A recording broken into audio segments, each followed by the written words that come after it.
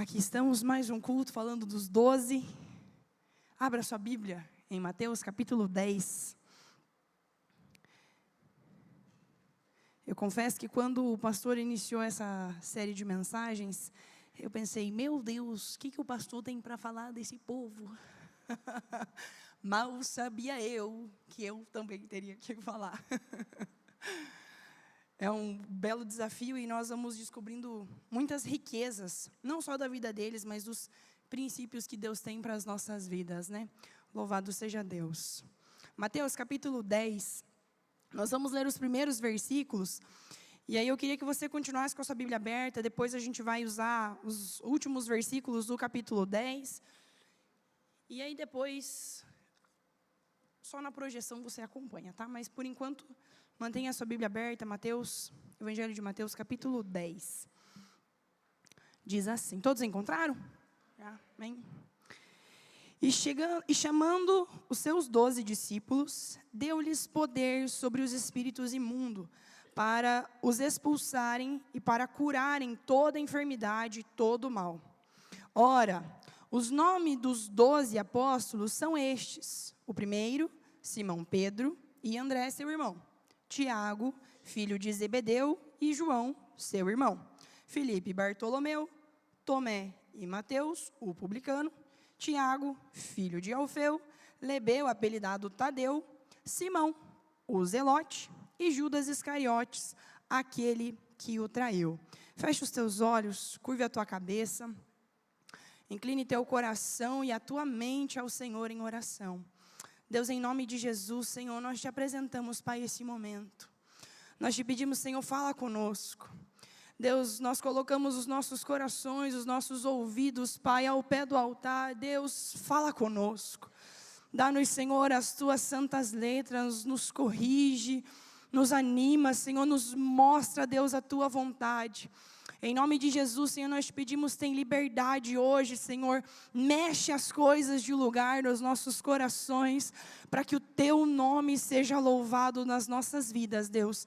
Em nome de Jesus, nós oramos nesta noite, fala conosco. Se você crê e pede por isso, diga amém, em nome de Jesus. Louvado seja Deus. Simão o Zelote, assim como alguns outros anônimos que o Senhor escolheu, só aparece nas listas dos apóstolos chamados. Então, Mateus capítulo 10, Marcos capítulo 3, Lucas capítulo 6, e depois em Atos, quando o Espírito Santo desce, Simão Zelote está lá, junto com aqueles que permaneceram esperando a promessa do Espírito Santo. Então, quando a gente olha, a ideia é muito interessante, é uma coisa que eu nunca havia percebido, mas há um padrão nessa sequência de nomes que vai sendo citado pelos evangelistas, né? Mateus, Marcos e Lucas. Então, dos 12, a gente pode separar em grupos de 4. E esses grupos de 4, eles são iguais, sempre iguais. Vai mudando algumas coisas, mas eles têm um padrão. Então, em cada um deles, em todas essas vidas, Pedro, então Simão Pedro é sempre o primeiro. Vêm sempre os mesmos 4, só muda a ordem às vezes de Filipe, mas então aqueles primeiros são sempre os primeiros, são os mais famosos, são os que a gente mais conhece. Depois, então se a gente for dividir, 4, 8, 12, o segundo grupo de 4 começa sempre com Filipe, depois o terceiro grupo começa com Tiago, filho de Alfeu, Bartolomeu é Natanael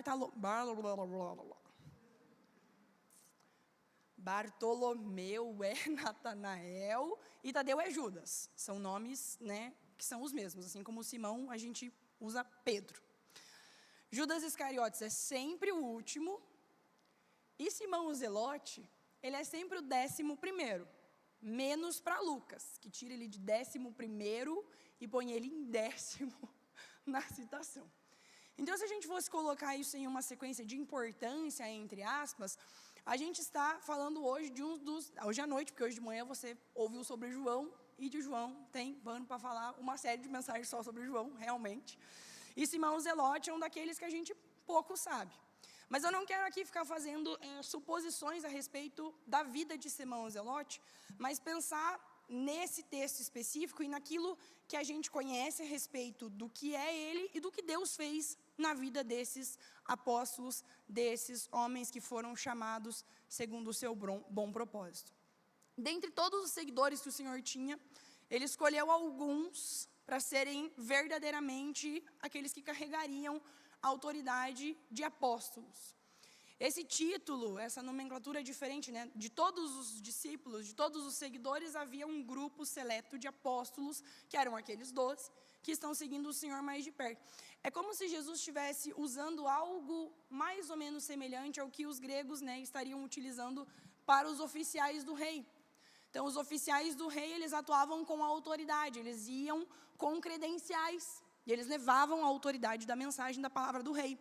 É como se Jesus estivesse dizendo, dentre todos os meus, tem 12 que eu estou delegando a autoridade, eu estou dando credenciais para esses 12 pregarem, anunciarem, né, espalharem a minha mensagem, aquilo que eu estou ensinando. No capítulo 10 de Mateus, nesse texto que nós lemos, é o primeiro envio, é a primeira missão que o Senhor está mandando eles, sem o próprio mestre estar junto, né, que se tem registro. Então, Jesus chama eles, separa, Lucas vai dizer que eles são separados de 2 em 2, por isso essa sequência vai aparecendo de 2 em 2, e eles são enviados para pregar. E o Senhor dá a eles poder, como no primeiro versículo está escrito, poder sobre os espíritos imundos, para os expulsarem e curarem toda enfermidade e todo o mal. Então, eles saem cheios de autoridade, eles saem com uma missão. Esse capítulo 10 é Jesus falando com eles, na hora de os enviar, na hora de os mandar. Então, quando a gente olha para esse capítulo inteiro, eu achei muito interessante uma forma de pensar sobre esse capítulo, dividindo ele em 3 sessões, que seriam pelos parágrafos. Talvez a sua Bíblia tenha alguns versículos que estão com a primeira letra em negrito, isso marca um parágrafo do que seria, então, esses grupos de versículos que a gente pode pensar. E eu achei interessante a gente pensar mais ou menos isso. É claro que todo o texto bíblico serve para instruir, para animar, para corrigir, para nos fazer pensar e mudar de direção. Mas é bonito de ver que o Senhor parece que Ele está falando diretamente com aqueles 12, nos primeiros versículos, dizendo a eles o que eles devem fazer, como eles devem andar, o que eles devem levar, por onde eles devem chegar, o que fazer se for recebido, se não for recebido, como se comportar. Depois, parece que o Senhor ele vai para um segundo grupo de versículos, a partir do versículo 16, que seriam para os futuros discípulos, para aqueles que viriam de crer. E aí, nos últimos capítulos desse mesmo versículo, lá a partir do versículo 24, parece que o Senhor está falando para os crentes de todas as eras, de todas as gerações, para aqueles que estavam lá sendo enviados e para aqueles que viriam a crer. E é muito bonito olhar para isso, porque é o Senhor enviando esses discípulos com uma missão para o povo de Israel. E quando o Senhor está enviando os discípulos primeiro aos judeus, Ele está enviando esses primeiro aos judeus, porque a mensagem que eles levavam não era exatamente o mesmo que nós pregamos. Hoje nós anunciamos que Cristo morreu pelos nossos pecados, venceu a morte, ressuscitou e hoje está vivo à direita de Deus Pai, e por isso nós temos acesso ao Senhor, nós temos acesso ao céu. Só que quando eles estão andando aqui, o que eles estão pregando é chegar do reino dos céus.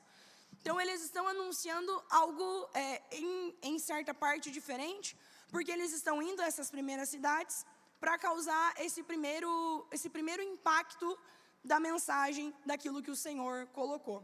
Eles foram enviados apenas a essas cidades. O Senhor diz a eles, no versículo 5, que eles inclusive não deveriam nem chegar em Samaria.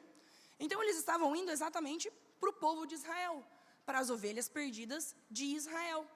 A nossa missão é para todo o mundo. O Senhor nos chamou e nos vocacionou para toda a criatura, para o servo, para o livre, para o senhor, para o rico e para o pobre. Ele disse: vão e preguem o evangelho. O tom da ordenança para a igreja instituída, ele é mais enfático, mais abrangente, e eu poderia dizer até que mais poderoso sobre as nossas vidas, porque a gente tem que ir sem restrição.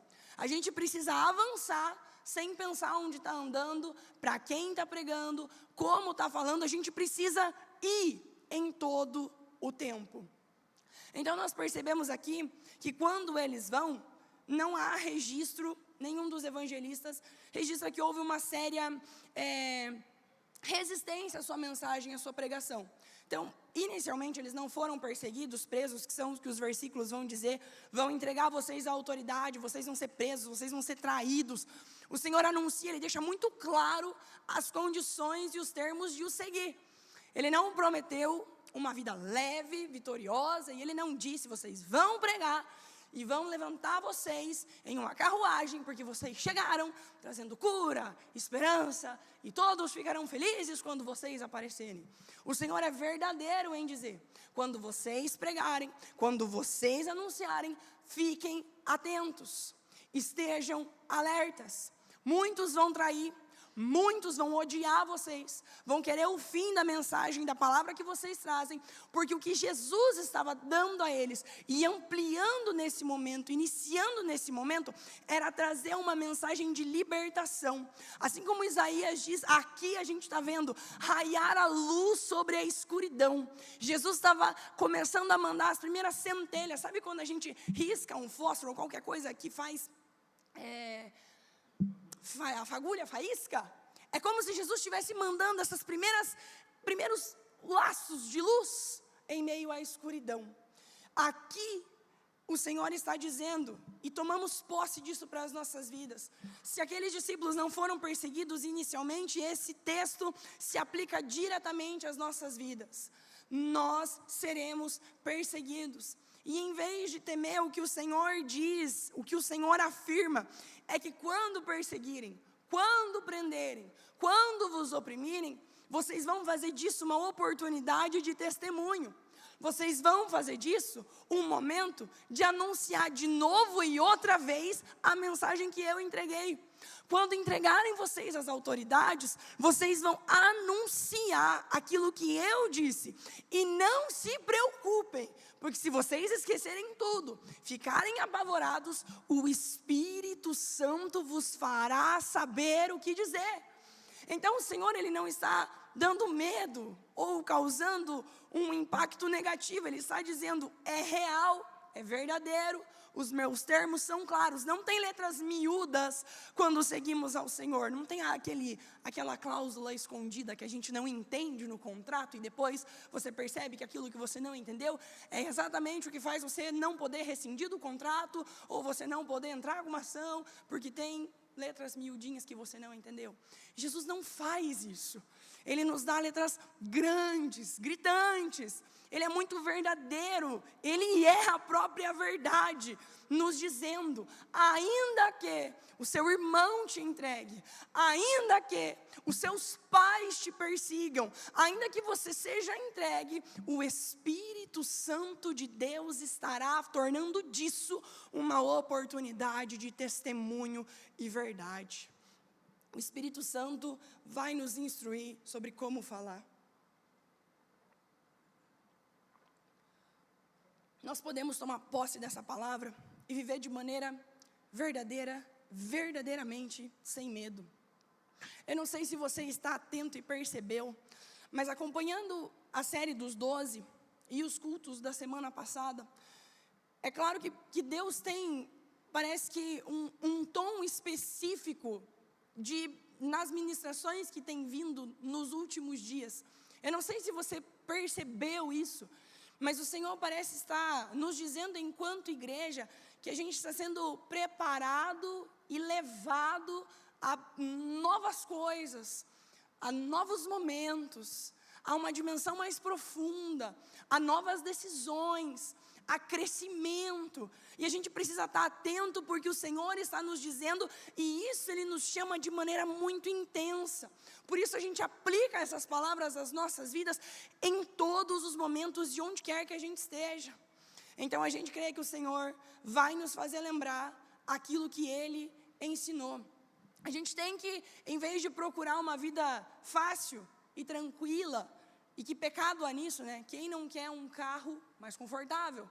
Quem não quer um robô aspirador? Quem não quer um forno que tem grill embutido? Quem não quer uma cortina que obedece no botão? São facilidades, comodidades. E elas não são o problema. O problema é quando a gente entende que elas não são um problema e a gente vive em função delas. O problema é quando a vida mais tranquila e mais confortável passa a ser o nosso objetivo, e a gente para de entregar ao Senhor os sacrifícios espirituais de oferta e devoção. O apóstolo Pedro, quando ele escreve a sua primeira epístola, ele diz que a gente precisa entregar ao Senhor sacrifícios espirituais. Ele chega ao ponto de dizer que é no corpo, quando nós sofremos na carne, que o pecado perde a força. Então nós precisamos viver de maneira mais intensa, mais devota, mais consagrada, apesar e além das comodidades e tranquilidades.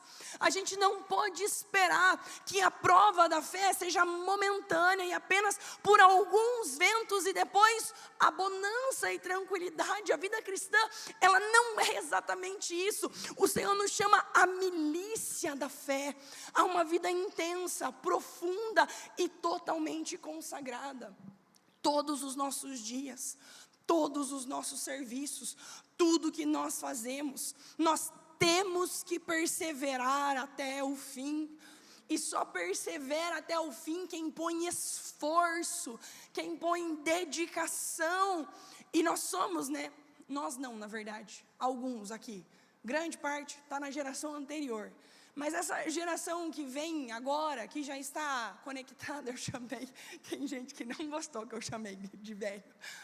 Mas é verdade, A gente pegou perto dos 30 aqui, a gente pegou bem essa transição, de não estar totalmente no digital e depois estar no digital. E parece que a gente transita entre essas duas realidades de mundo. Mas há uma geração nova vindo que ela está totalmente imersa nisso. Totalmente imersa nisso. A ponto de que isso nos afeta de todas as maneiras. De todas as maneiras mesmo. A gente pensa diferente. Não estou dizendo a nova geração e a nossa, mas nós, enquanto inseridos nesse mundo digital, automatizado e rápido, a gente começa a raciocinar sobre as coisas de maneira diferente. As inteligências artificiais, por exemplo, são uma bênção, É inevitável que elas facilitam a vida aí em vários aspectos, sentidos, desde você perguntar a dosagem certa do remédio para não se matar, até você perguntar, uma curiosidade sobre alguma coisa. Elas auxiliam em todos os aspectos, ou na empresa, tornam mais produtivas e tudo mais. Só que o ponto é, e por que eu estou falando disso? Entenda. O ponto é que a gente está perdendo o nosso eixo de esforço, de recompensa. Deus criou esta máquina na nossa cabeça, que consome uma energia tremenda, mas que funciona de maneira que exige muita dedicação. Se você não se dedicar e não se esforçar, você vai ficar preguiçoso. Vai ficar. A ponto de você não conseguir pensar sobre as coisas. E parece que é brincadeira, mas é exatamente isso. Se a gente não se esforçar com dedicação, a gente não vai ter objetivo e não vai chegar até os nossos propósitos. Hoje em dia, por exemplo, a gente tem que tomar muito cuidado em trabalhos e atividades que você vai pedir, porque você tem que estar o tempo inteiro pensando naquilo que a IA não sabe fazer direito. Porque se eu mandar alguma coisa para casa, tipo, faça um mapa mental sobre tal tema. Quem faz o mapa mental? O ChatGPT, o Gemini, o notebook LM. Assim, divirta-se, entendeu? Algum deles vai fazer. A grande maioria não vai ter o esforço de construir aquilo que cognitivamente seria capaz. Isso vai nos limitando. Eu estou te dando um exemplo apenas. E entenda da onde que eu estou falando a respeito disso. Porque a gente busca uma vida mais tranquila e confortável, ao passo que a gente quer comodidade. Certo? Queremos. Ninguém quer ter uma goteira pingando na sua cabeça em cima da sua cama. Ninguém quer. Esse não é o ponto. Mas o ponto é, se a gente vive cercado de confortos espirituais, se a gente vive limitando o nosso esforço espiritual, a gente não logra êxito naquilo que Deus nos mandou fazer. E o porquê disso tudo? Porque a gente está ficando acostumado a recompensas rápidas, Quem nunca, estava indo fazer algo e nesse ir fazer algo, pegou o celular e sem perceber, estava scrollando vídeos curtos, infinitos, sem propósito nenhum, e você nem sabe por que você estava fazendo aquilo. Porque a gente quer ter uma recompensa. Porque o esforço, a perseverança é um processo.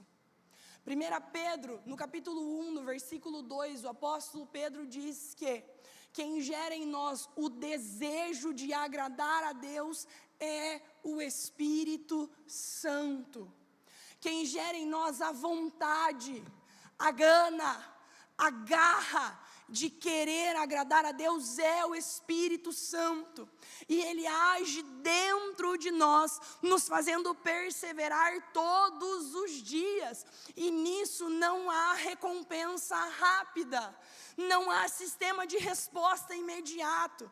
Para perseverar até o fim, se persevera 1, 2, 3, 4, 5, 10 anos, até que o fim chegue e então a coroa da justiça nos esteja preparada. Mas a perseverança no Senhor exige esforço. A leitura da Bíblia exige esforço. A vida de oração exige esforço. Se você tenta orar e dorme, ou se você tenta orar e se desconcentra, o que falta é um esforço físico, mental, uma dinâmica de perseverança até que o Senhor venha.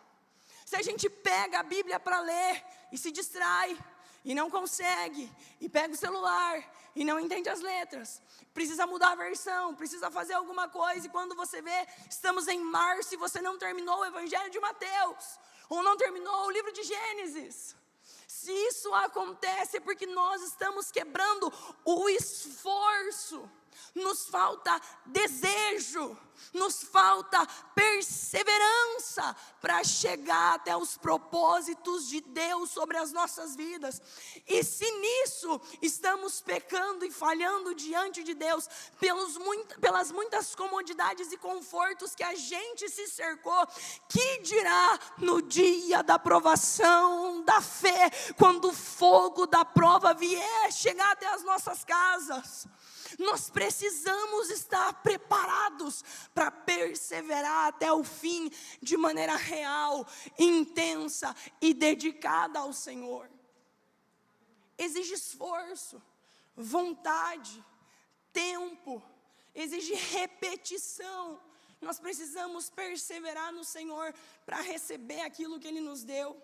Só que no meio disso tudo, o Senhor está dizendo, falando sobre perseguição, entrega à morte, ser preso, ser caluniado.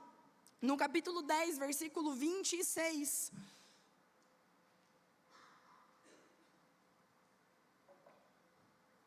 Portanto, não temais, porque nada é encoberto que não haja de revelar-se, nem oculto que não haja de saber-se. Versículo 28.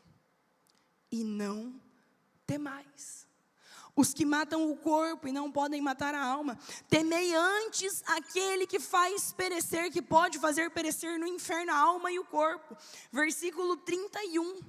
Não temais, pois mais valeis vós do que muitos passarinhos. Então, se no meio desse contexto, talvez você se sente cobrado e exigido, como se o Senhor estivesse te exigindo alguma coisa, na verdade Ele está dizendo, viva aquilo que eu disse, siga as minhas palavras e faça isso sem temer. Porque ainda que matem o corpo, ainda que pareça faltar coisas, ainda que estejam tramando no obscuro, não temam, porque a minha palavra permanece. Nós, enquanto discípulos enviados ao mundo, precisamos tomar posse dessa palavra. Se o mestre foi perseguido, nós também seremos. Se o mestre foi caluniado, nós também seremos. Devemos considerar um privilégio sofrer por Cristo de verdade.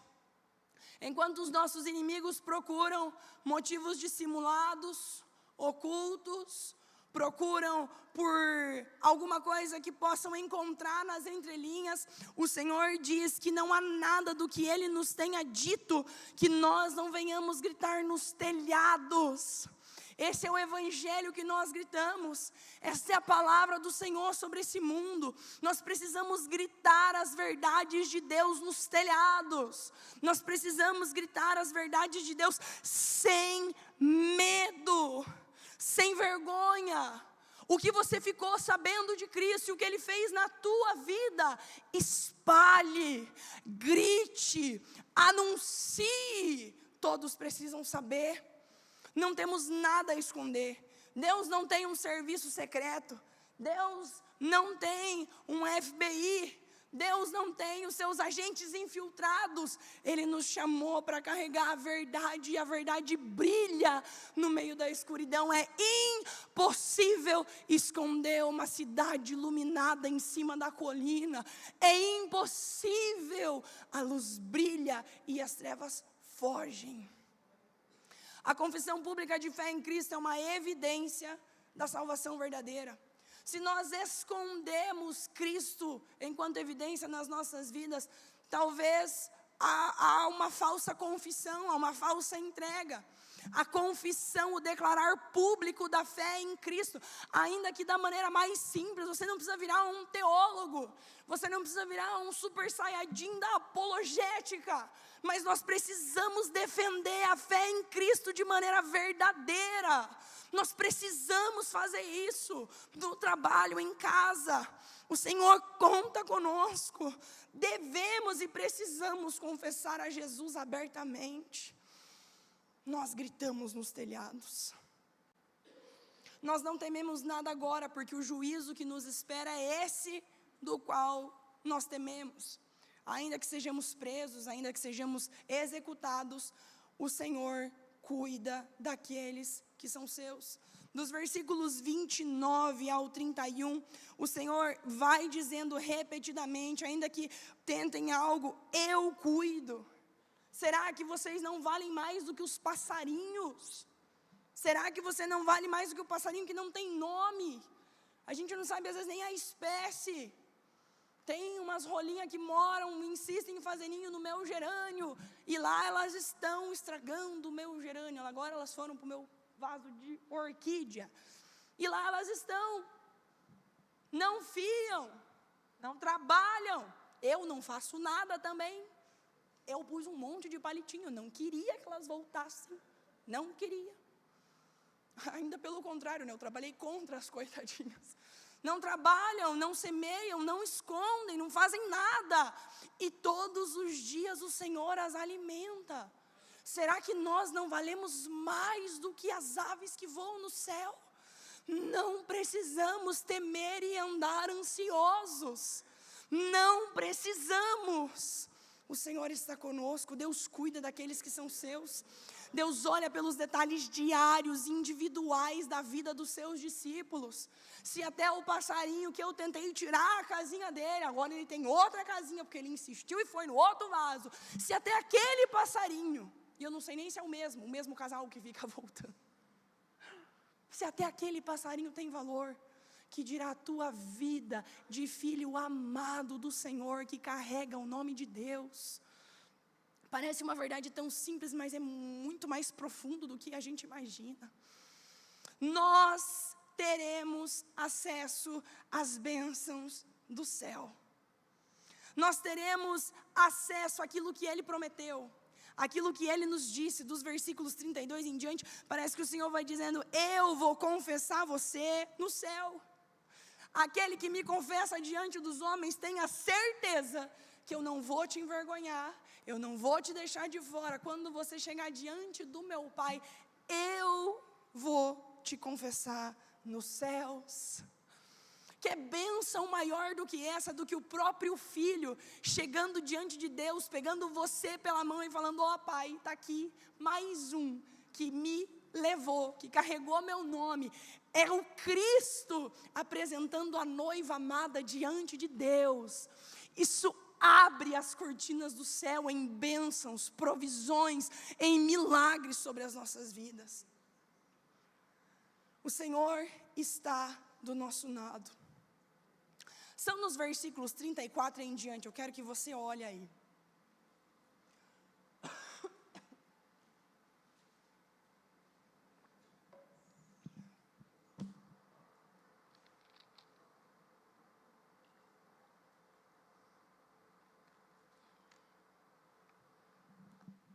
É aqui que a gente pode perceber que a vida daqueles que andavam com Jesus foi totalmente transformada. O nosso discípulo de hoje é Simão, que não é o Pedro, é Simão, o Zelote. E quando Jesus...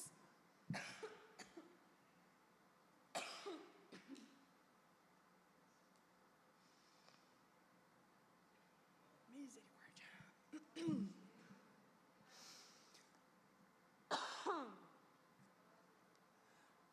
Ora, igreja, para eu conseguir terminar.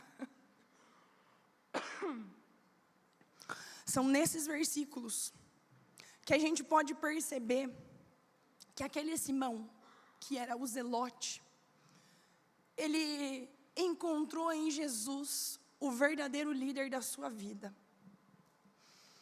Quando a gente olha para esse negócio de Zelote, Flávio Joséfo, ele fala sobre muitas coisas. Procurar coisas nos escritos de Joséfo é muito engraçado, porque parece que você está lendo um livro de fofoca romana antiga. É engraçado o jeito que ele escreve. Mas procurei, perguntei para o meu amigo ChatGPT e ele confirmou. Daí eu abri e achei. Está lá mesmo, tá? Porque muito se fala que Flávio Joséfo disse um monte de coisa que ele nunca disse. Mas no livro Antiguidades, no livro 18º, capítulo 1 e capítulo 2...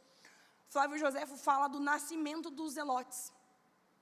E ele deixa muito claro, e isso a gente sabe, a história confirma, ele é só um dos mais famosos que vai falar a respeito disso, de que os Zelotes são a quarta seita dos judeus. Então haviam os fariseus, os saduceus, os essênios, e nascem então os Zelotes. Os Zelotes, eles eram um grupo político, armado, bem articulado. Ao que indica e ao que Flávio Joséfo diz, eles nascem no reinado de Herodes o Grande. Então é mais ou menos quando Jesus está nascendo, a seita dos Zelotes também está nascendo. Como é que ela nasce? Herodes troca eu não anotei o nome de todo mundo depois, você pode procurar, mas ele troca a liderança que estava sobre os judeus e ele pede um novo recenseamento. E aí o judeu fala, não, dá licença, né? A gente já está sendo perseguido, oprimido, a gente já perdeu tudo, vão recensear a gente de novo. Por quê? Recensear significava saber exatamente quem estava, qual era a idade, a profissão e quanto ganhava. Isso significava pagar mais imposto. Então, como é que surgem os zelotes? Um fariseu e um sumo sacerdote, eles começam a pregar e falar, gente, isso aqui está errado, a gente precisa se rebeliar, a gente precisa se levantar, a gente precisa fazer alguma coisa. Essa nova tentativa de recenseamento cria uma rebelião que nasce, então, desses dois principais líderes, o que vai se tornar a seita dos zelotes. Flávio Joséfo fala de assassinato, fala de saque, fala de tudo. Ele, inclusive, diz assim, é inacreditável o que o discurso desses dois pôde causar no meio dos judeus. Esse ímpeto furioso, de rebeldia, de violência, de luta armada, ele tem um veio antigo. Você percebe que o povo judeu é um povo que estava sempre lutando, sempre guerreando, sempre brigando. E daí, algumas justificativas do porquê os zelotes nasceram e porquê eles diziam o que diziam. Porque para eles, a ideia era, o Messias virá quando a gente provar para Deus que a gente expurgou e rejeitou todo o governo que não é divino. Então, a partir do momento que a gente conseguir derrubar Roma, tirar aquele que nos está dominando, nós estaremos dizendo a Deus que nós aceitamos Ele como nosso Senhor, que nós aceitamos a teocracia de Deus e então o Senhor virá. E como eles queriam fazer isso? Com todo tipo de loucura que você puder imaginar. Como eles justificavam isso? Porque era um movimento político, religioso, violento, armado, era uma turba, isso é real. Levi e Simeão, por exemplo, lá em Gênesis 34, que mataram um clã inteiro por justiça e vingança, a sua irmã Diná, que foi violentada. Finéias, que assassinou um casal em adultério em Números 25, quando Israel estava perdido de corrupção. Elias, que foi quem executou os profetas de Baal em 1 Reis, capítulo 18. Aí, no período intertestamentário, bem pertinho de tudo que está acontecendo, tem lá o período dos Macabeus com Matatias. Então, o que eles diziam? Na verdade, Deus sempre agiu assim. A gente precisa pegar na faca, né? Hoje em dia, a gente diria queimar pneu na rodovia. Então, o que eles estavam fazendo? Rebelião. A ideia era exatamente essa. Eles eram caracterizados por fanatismo e patriotismo. Talvez esse aspecto unia fariseus e zelotes. E depois eles se separavam em tudo, mas eles amavam e eles tinham visões diferentes de como Deus faria isso. Eles não hesitavam por nada em usar força, violência, intrigas, em perseguições e mentiras para conseguir o seu objetivo. O que o zelote queria? Ele queria libertar Israel do jugo estrangeiro. E acreditava que fazendo isso, eles trariam a vontade e a intervenção do próprio Deus. Para você ter uma ideia, eu fiquei bastante admirada com isso. Champlin compara o movimento dos zelotes com os boxers chineses. Os boxers chineses foi um grupo também político-militar anticristão, anti-imperialista, anti-estrangeirismos, que conseguiu controlar Pequim por 6 anos. Para que você tenha uma ideia, os boxers chineses precisou da liga, uma aliança de 8 nações para conseguir tomar Pequim de volta. França, Alemanha, Itália, todo mundo se junta para de fato então tomar de novo Pequim. E o movimento dos zelotes pode se equiparar em organização, em dinâmica logística, de luta, de articulação e violência a esse movimento mais recente. Então, quando a gente diz que o zelote, ele estava, assim, com um ímpeto furioso, não é exagero. Ele estava, de fato, ele era treinado para isso. Eles queriam expulsar os estrangeiros até que o Senhor viesse, e então eles teriam de volta o reinado teocrático de Deus. Nesses versículos, no 34 até o 39, olhe para o versículo 34.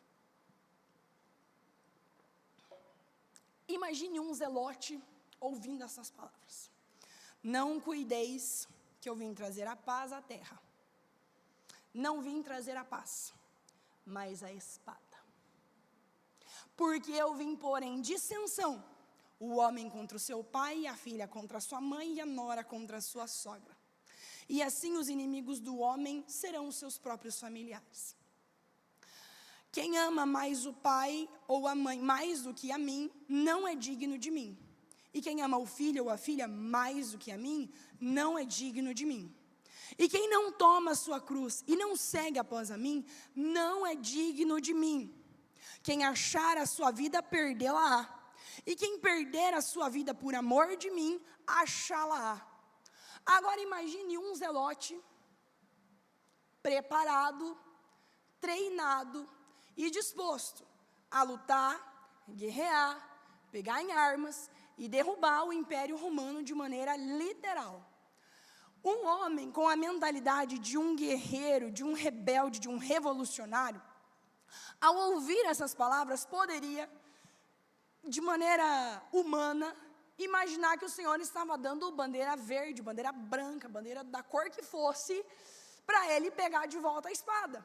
Afinal de contas, o Senhor disse, eu não vim trazer a paz, mas a espada.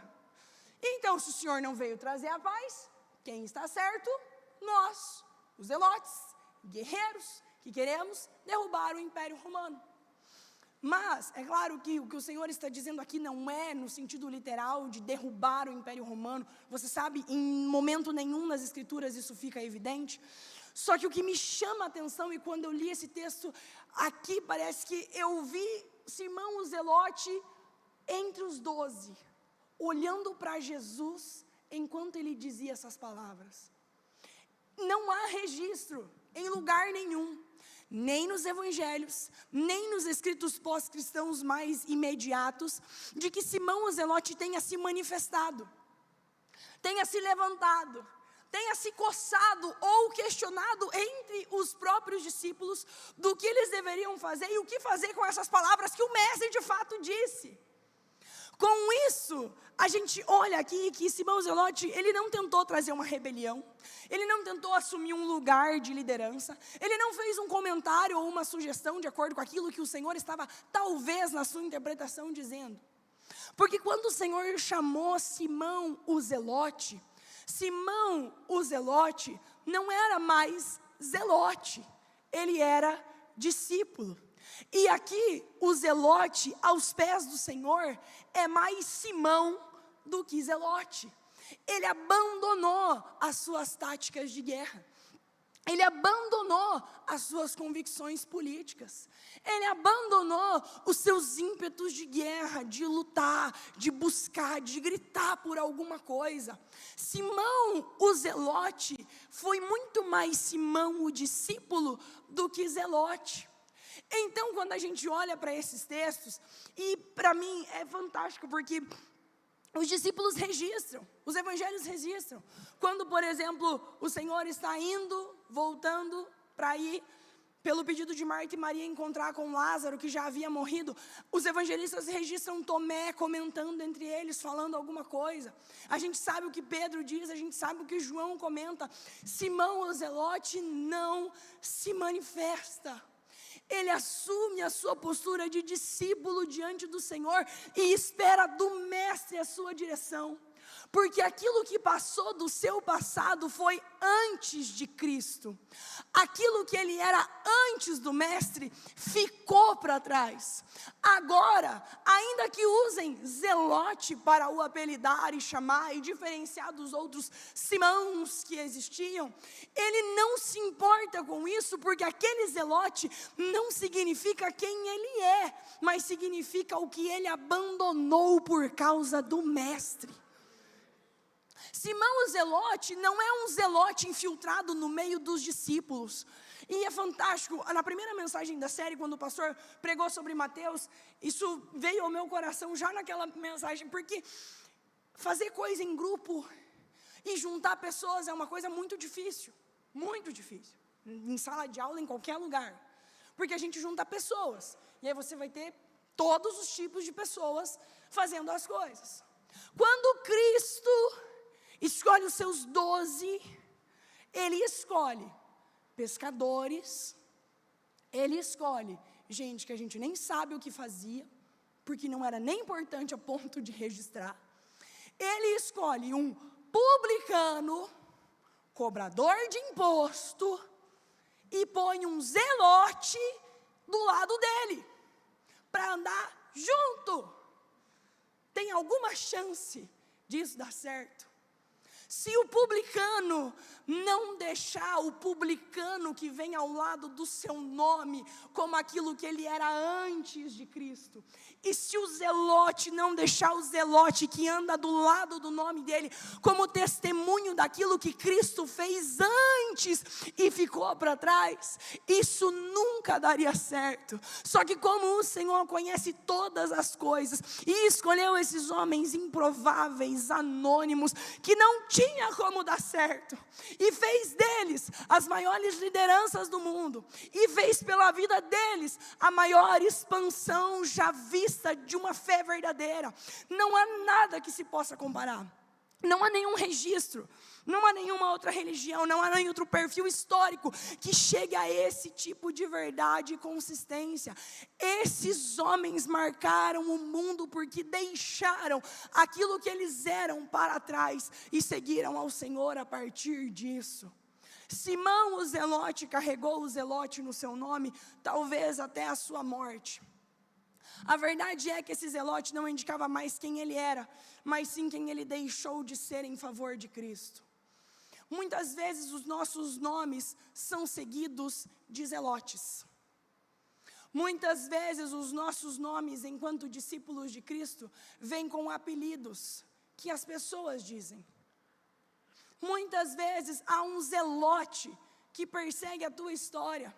é o ex isso, o ex aquilo, aquele que fazia, aquele que desistiu, aquele que deixou, aquele que mentiu, aquele que traiu, aquele falso, aquele espertinho. Tem um zelote que pode vir embutido no nome dos discípulos, mas que não serve para nada, além de dar glória ao nome do Senhor. Porque esse zelote indica quem eu era e agora quem nós somos diante do Senhor. Aquele zelote não incomodava a Simão, não o impedia de pregar, não o impedia de testemunhar, não o impedia de anunciar. O zelote que vinha ao lado do nome dele anunciava que ser zelote era infinitamente inferior a tudo que ele encontrou aos pés de Jesus Cristo. Tudo que vem embutido, tudo que vem perto, junto do nome daqueles que o Senhor escolhe, serve para anunciar e dizer aquilo e as grandes obras que o Senhor já fez nas nossas vidas. Quanto tempo se passa e às vezes, em vez de usar o zelote que acompanha o seu nome, em vez de usar o zelote que acompanha a sua história e permanecer pregando, e permanecer testemunhando, e permanecer crente fiel àquilo que o Senhor disse à sua vida, você se esconde atrás do zelote. Você olha para o passado e diz: eu sou indigno, eu sou um descredibilizado. O zelote que acompanha o meu nome é verdadeiro. O tempo que eu passei lá é verdadeiro. Aquilo que marcou a tua história é real. Simão o zelote não é um personagem, não é uma farsa. É alguém com uma história, é alguém com uma vida, e essa é a verdade. Se nós conhecêssemos as nossas vidas além dos momentos, raramente nós aplaudiríamos a história de verdade, porque a história longa da humanidade é marcada por falhas, é marcada por erros, mas o Senhor, dono do chamado, permanece sendo o mesmo, e Ele disse: de maneira nenhuma eu lançarei fora. Todos que o Pai me der, eu vou apresentar diante dele. Esse zelote que acompanha o seu nome, talvez, imagine aplicando a sua própria história, aquilo que te aparentemente descredibiliza. Pedro talvez seria, não é hoje o tema, mas Pedro talvez seria daqueles que tem mais coisa para falar, né? Daqueles que seriam o mais descredibilizado de todos. Fala demais, age demais, briga demais, aparece demais, e ainda assim o Senhor vai até ele. Depois que Pedro o nega, depois que a palavra de Cristo se cumpre sobre a vida dele, Pedro nega o Senhor olha para ele, Pedro vai embora, Pedro abandona tudo, volta para o barco. Eu não sei nem se ele queria voltar a pescar ou se ele nem sabia o que fazer, porque se prenderam o mestre do jeito que prenderam, o que não fariam com os galileus, Pedro, iletrado, no meio do mar. Ele volta para lá, e Cristo vai até ele com pão, peixe e brasa, e chama Pedro para a praia e diz: Pedro, apacenta as minhas ovelhas, meu amigo. Será que você me ama? O Senhor vai até a Pedro e restaura ele. Simão o zelote deixou de ser zelote de maneira tão real e tão intensa, que quando o Senhor está no jardim do Getsêmani, orando, sofrendo, chorando, os seus discípulos não aguentam vigiar com ele. Ali está o Cordeiro de Deus, assumindo o pecado da humanidade. Cristo está padecendo uma dor física real. Ele chega a suar gotas de sangue. Ele pede ajuda, ele diz: nenhuma hora vocês podem vigiar comigo. O Senhor pede para que os seus estejam junto dele. É nesse momento que Judas aparece, Jesus está invocando e vivendo, encarnando o Salmo 22. Se possível, Senhor, passa de mim esse cálice. Tamanha dor, tamanha aflição, tamanho peso do teu pecado, do meu pecado. Cristo está levando a nossa culpa.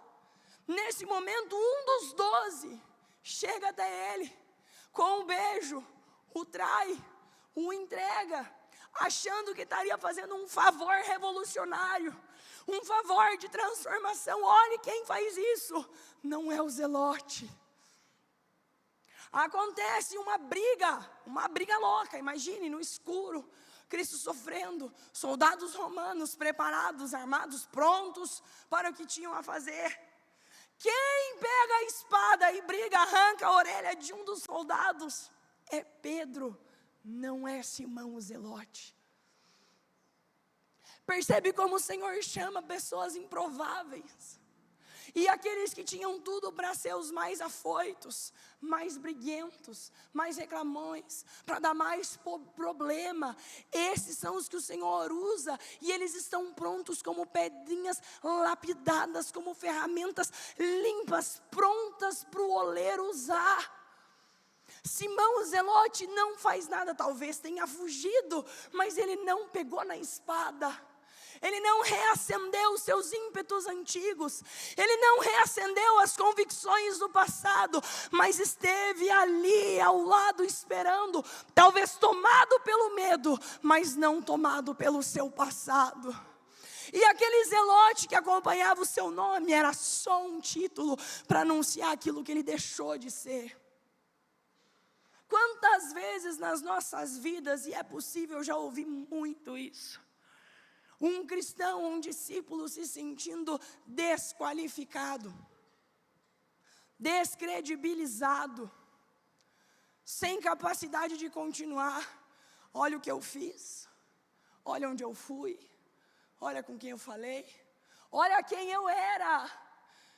Parece que a gente limita e põe como se o zelote fosse uma vírgula no poder e na ação do próprio Deus nas nossas vidas.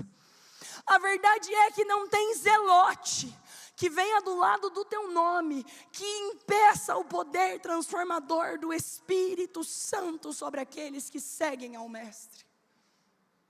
Não importa o que passou, o que fez e o que ficou talvez escondido, há poder e restauração no nome e no Evangelho de Jesus Cristo. 1 Pedro capítulo 4, versículo 10 e 11.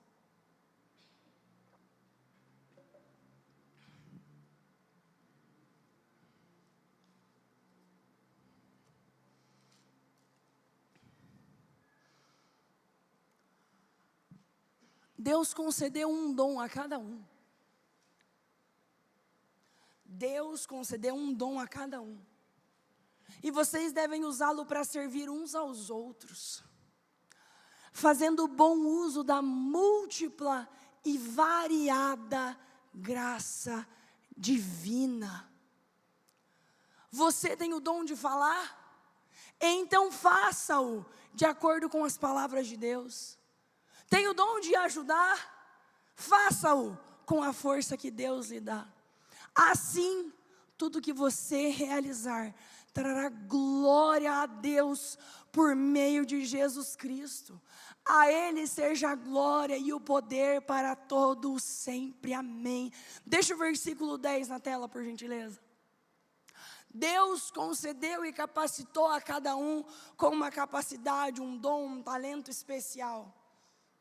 Desde ser um aconselhador, um ouvinte, um líder, um pregador, Deus, na sua múltipla graça, poder e misericórdia, nos chamou, porque cada um faz uma coisa e manifesta a múltipla, variada ou a multiforme graça de Deus. É por isso que esse grupo dos 12, com pescador, com gente anônima, com gente que não tem nome, ou melhor, com gente que só tem o nome, com homens mais variados que eram, um publicano, um zelote, um esquentadinho, alguns com síndrome de protagonista, querendo se assentar ao lado no seu reino, quando o seu reino chegar, coloque um aqui e um ali. Deus faz desse grupo. Tinha megalomaníacos, tinha anônimos, e desse grupo variado, eu diria, na minha limitação até estranho, faz deles os próprios líderes do movimento que traria a revelação da nova aliança que está escrita nos nossos corações. A múltipla e variada graça divina. Nas nossas diferenças, o Senhor parece que escolhe os anônimos mais improváveis. E aparentemente até os errados. Não dava para escolher gente mais normal, ou mais influente, ou que tivesse mais nome, ou que tivesse mais dinheiro. Será que não dava para Deus escolher outra pessoa que não fosse você? Será que algum dia você já não orou dizendo: Deus, o Senhor inventou um negócio para a minha vida, mas tem certeza que eu tenho que fazer isso? Será que o Senhor tem certeza do que o Senhor me chamou para fazer? É isso que o Senhor quer para mim? Porque sou eu. O Senhor não errou o endereço? Tem certeza? Tem gente mais calma, tem gente mais leve, tem gente mais doce. Mas Deus chamou você. Deus escolheu você. Independente do zelote que pode vir ao lado do seu nome ou não. Eu me lembro que no começo da minha vida, não tanto assim, da minha vida cristã com Deus, quando eu me converti lá nos meus 11 anos, comecei a ir para a igreja, efetivamente sozinha e por vontade. Eu me lembro que eu estava muito animada, eu tinha começado a participar dos adolescentes ali.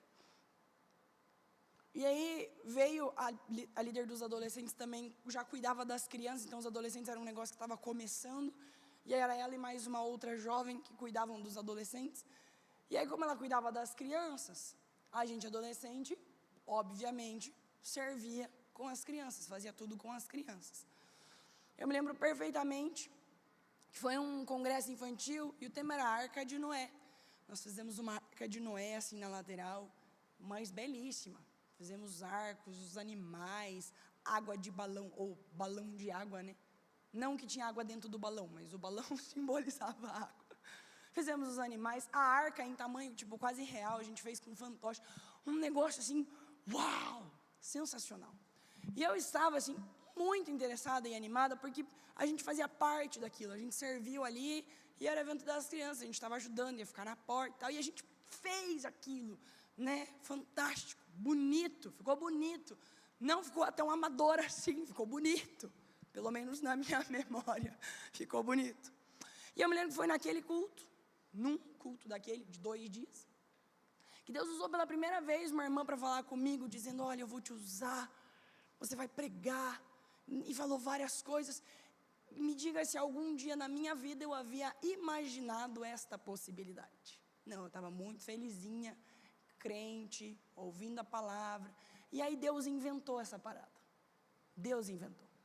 Eu não tinha inventado. E aí eu comecei a orar, eu falei: cara, se Deus falou, Deus vai fazer, entendeu?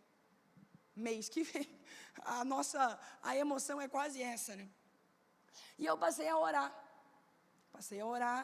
e o tempo foi passando. Eu me lembro que eu estava uma vez conversando com um jovem pregador no MSN, há milhões de anos atrás, e a gente falando sobre evangelho, sobre eu tinha começado a fazer curso de teologia na igreja e tal, mas não sabia direito, assim, né, o que eu estava fazendo, não sabia nada. Deus inventou, e você está ali, tipo, estamos aqui, Senhor, faz alguma coisa. Essa era mais ou menos a minha lógica. O tempo foi passando, e daí, conversando com esse pregador, eu falei assim: mas você está orando, né? Você está se preparando, você está lendo, porque como é que você vai pregar? Você não sabe, né? Assim, né? Parece óbvio, mas não era tão óbvio. E aí eu comecei a me preparar, e esperar, e acreditar naquilo que o Senhor faria. O Senhor fez coisas bastante improváveis, oportunidades bastante improváveis, em momentos improváveis, com pessoas improváveis. Eu não tinha nada, além de eu na igreja. Então, não tinha família, influência, eu só tinha fé e uma vida transformada. E a prova mais forte do Evangelho é uma vida transformada. Uma vida transformada é a prova inequívoca de que Deus fez alguma coisa. E ali o Senhor começou a me usar. Eu fui tendo algumas pequenas oportunidades de fazer leitura, de orar e tal. E a gente vai amadurecendo, o tempo vai passando. Eu comecei a pregar quando eu tinha 14 anos. Então, faz pouco tempo, porque eu sou jovem, mas já faz muito tempo, porque faz tempo. E nisso a gente vai amadurecendo, crendo e esperando aquilo que Deus faria. E logo no começo, quando eu comecei, eu venho da Assembleia de Deus, então a gente saía, pregar em tudo que é evento, campanha, congresso e festividade e consagração. E assim, onde chamasse, entendeu? Se coubesse na minha agenda, eu estava lá. E de maneira muito intensa eu fui servindo e fui, tanto que hoje eu estou sem voz porque eu preguei ontem, eu já não estou mais acostumada, não tenho mais essa capacidade. Eu cheguei a pregar 17 vezes no mesmo mês, eu pregava quase dia sim, dia não, assim, uma coisa muito intensa na minha adolescência. E eu me lembro que, é claro que eu queria, eu amava, e foi Deus que inventou isso, Deus me chamou para fazer isso. Só que eu me lembro que eu comecei a orar, eu falei, Deus, há um peso muito grande, Senhor, porque a palavra não é minha, a palavra é tua, a tua igreja espera a palavra, esse é o momento mais sério. Eu não tenho capacidade, eu não tenho idade, eu não tenho maturidade, eu não tenho experiência para isso. E eu passei durante quase toda a minha vida, sempre as oportunidades para pregar, Eu estava ouvindo recentemente alguns cultos do Quinta Delas que eu perdi quando a Abigail era pequenininha. E aí eu falei, nossa, é tão bonito, essas mulheres pegam o microfone e falam, eu estou feliz de estar aqui. Eu não ficava feliz, eu ficava com medo, apavorada. Eu não queria. Se não desse, eu não ia. Se não tivesse oportunidade, eu não me esforçava. Não me divulgava, não pedia agenda, nada. Eu só ia se alguém me conhecesse, me ligasse, e então eu ia. Que daí eu não podia mentir. Podia mentir, se dava para ir aqui. Só que aquilo no meu coração, e talvez só o Pedro hoje, acho que é a primeira vez que eu falo sobre isso, só Deus e o Pedro sabia que eu não queria pregar. Eu não queria estar aqui, porque Deus inventou isso. Por que Deus, eu podia fazer outras coisas. Afinal de contas, eu sou uma pessoa de duras palavras. Eu sou uma pessoa, seca em certa medida. Por que eu vou ter que pregar, meu Deus do céu?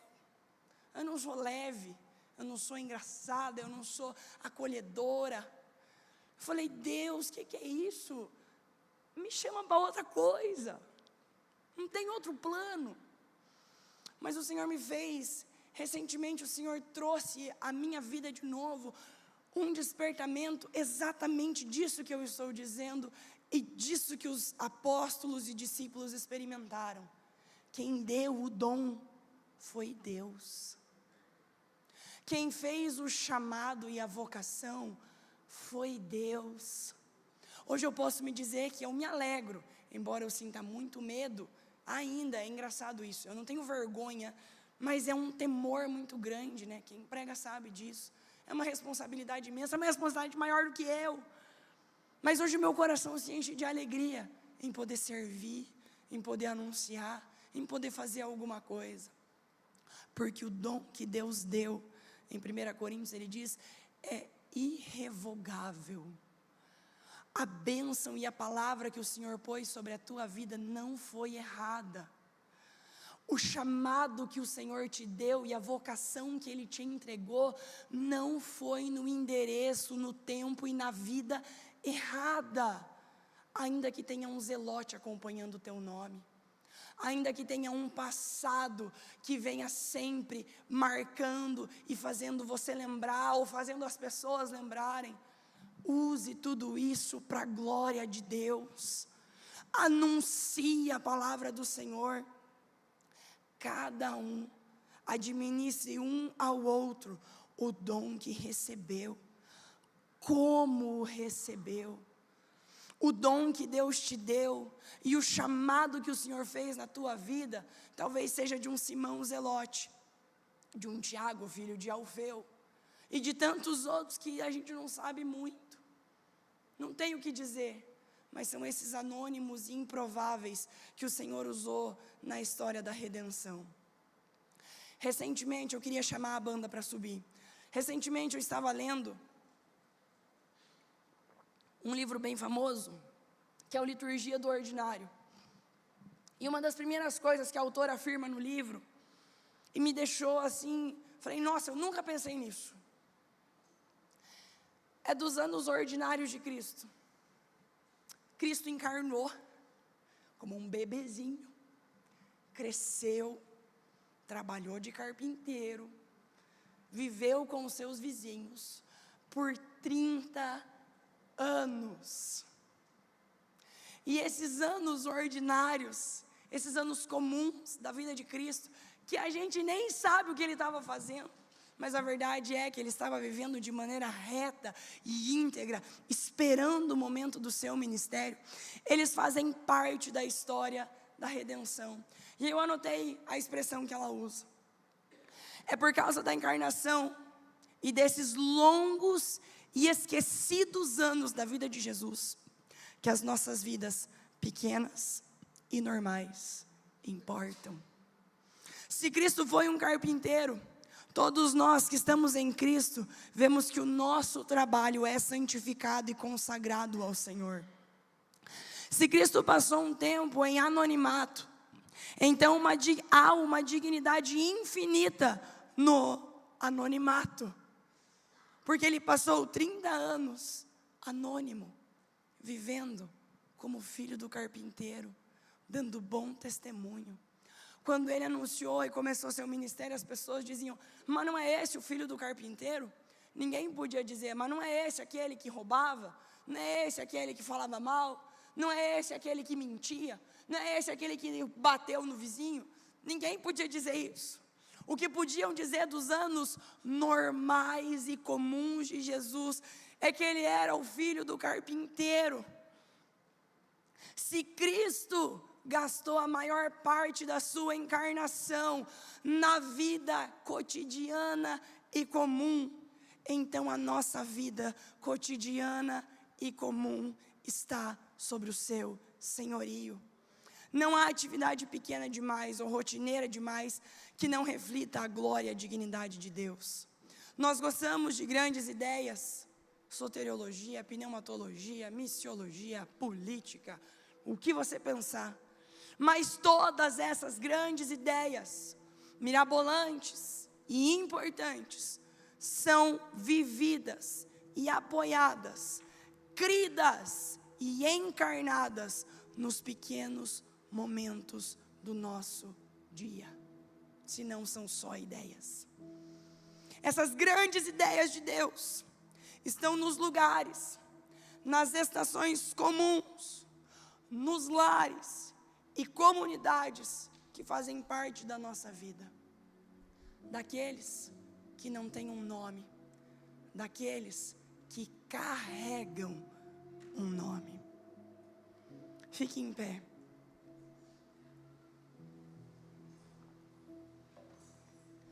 A certeza que nós temos é que Cristo nos chamou para mudar a nossa história, ainda que talvez Ele não mude o seu nome. Cristo chamou Simão o Zelote para tirar o Zelote do Simão, ainda que o nome continuou junto com ele. Cristo chamou o publicano, Levi, Mateus, e tirou o publicano de dentro dele, fez dele um discípulo, ainda que o nome tenha continuado o mesmo. Porque não importa, na verdade, o nosso nome, não importa o nosso mérito, não importa a nossa projeção, não importa o quanto nós somos reconhecidos, famosos, amados e lembrados, se formos, glória a Deus por isso. Mas Ele nos chamou para mudar a nossa história, para mudar os nossos dias, ainda que você continue vivendo em Curitiba, no inverno, no outono, na rinite, nos dias que as paredes choram porque tudo é úmido. Quem sabe o Senhor te chamou para uma história nova, linda e maravilhosa, mas você vai continuar trabalhando na tua empresa, empregando algumas pessoas. Talvez você não avance sobre todas as nações, importando e exportando, se for, glória a Deus. Mas o Senhor nos chamou para que nessa história que vivemos, a gente carregue a transformação de Cristo em nós, apesar do zelote que pode carregar a tua história. O trauma, a decepção e o passado que podem ter acompanhado a tua história são reduzidos a nada diante da glória do Senhor. Você não é aquela que perdeu. Você não é aquele que foi esquecido.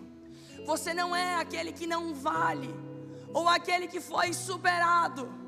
Você é aquele que foi chamado pelo Mestre, e o Mestre não chama por engano, e o Mestre não chama para jogar fora. A tua história comum, cotidiana, carrega a glória do próprio Deus. E quando a gente entende essa verdade, a gente faz do nosso trabalho um ministério, a gente faz do nosso lar um culto. Quando a gente entende essa verdade, a gente faz da nossa vida altares que celebram a glória do nome do Senhor.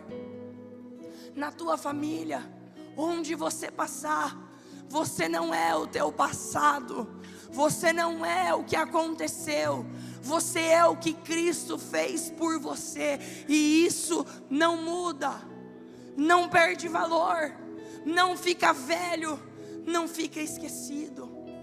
Feche os teus olhos nessa noite. Eu gostaria que você pensasse talvez na sua vida.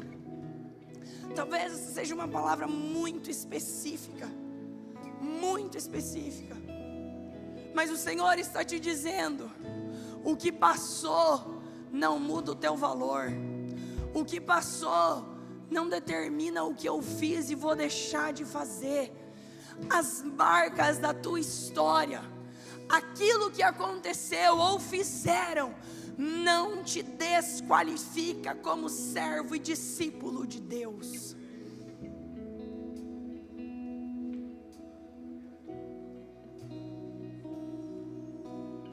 Então abra os teus olhos e olhe para o teu passado como Cristo está olhando. Ele não vê mais aquilo que passou, Ele vê o sangue derramado. Ele te cobre, Ele te esconde. Em nome de Jesus eu quero orar com você, para a gente encerrar esse momento. Se você quiser vir aqui até a frente, entregando ao Senhor o zelote que acompanha o seu nome, o briguenta, o mandona, o bobão, aquele que não faz, o falido, o fracassado, aquele que era de um determinado grupo político.